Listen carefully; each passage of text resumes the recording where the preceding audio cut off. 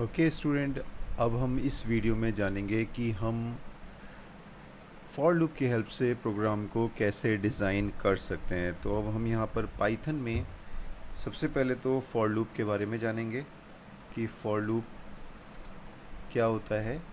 For loop एक तरीके का इटरेटिंग स्टेटमेंट है, ये वैल्यूज़ को इटरेट करता है, राइट। फॉर लूप का जो सिंटेक्स है एक बार देख लेते हैं।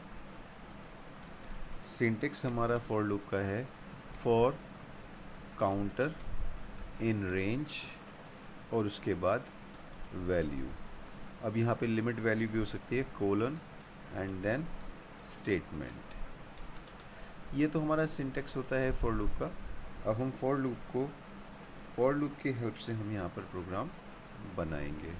तो first of all we will print 1 to 10 numbers. तो क्वेश्चन है हमारा, सबसे पहले बनाएंगे write a program to print 1 to 10 integer values using for loop. तो हम बनाते हैं, इसको स्टार्ट करते हैं। फॉर एक काउंटर वेरिएबल ले लेते हैं आई इन रेंज, हम यहाँ दे देते हैं 10।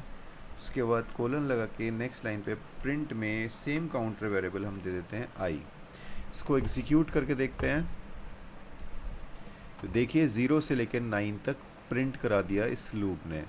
अच्छा, यहाँ पर आपके माइंड में क्वेश्चन आ रहा होगा कि 0 क्यों स्टार्ट किया। तो ऑलवेज़ रिमेंबर, रेंज जो मेथड है, रेंज एक फंक्शन है, उसका क्या यूज़ है। रेंज हमेशा जब भी हम कोई प्रोग्राम बनाते हैं तो रेंज उसको इंडेक्स वाइज स्टार्ट करता है। तो रेंज हमारा जो रेंज फंक्शन है वो स्टार्ट्स विद 0, वो 0 से स्टार्ट करता है and then ends up to limit -1। और जो हमने लिमिट दे रखी होती है उससे एक -1 तक प्रिंट कराता है। यानी कि हमने 10 लिमिट दी थी, दिस इज़ द 10।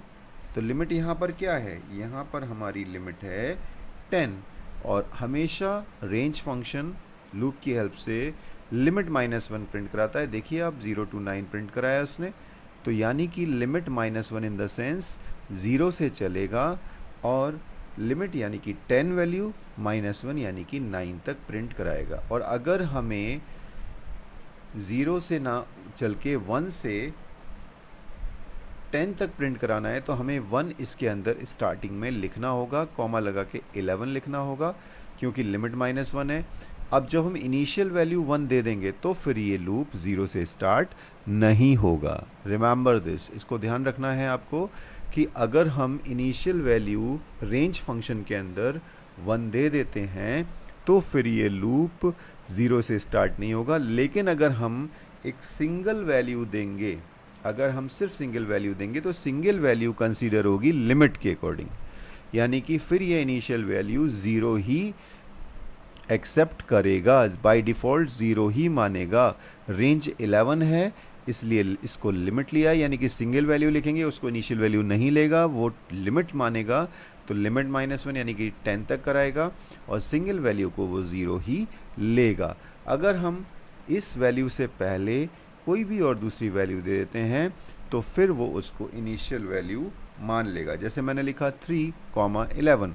अब मैं इसको एग्जीक्यूट करूँगा तो वो उसको 3 को इनिशियल मान लेगा और लिमिट -1 यानी कि 11 -1 तक प्रिंट करा देगा।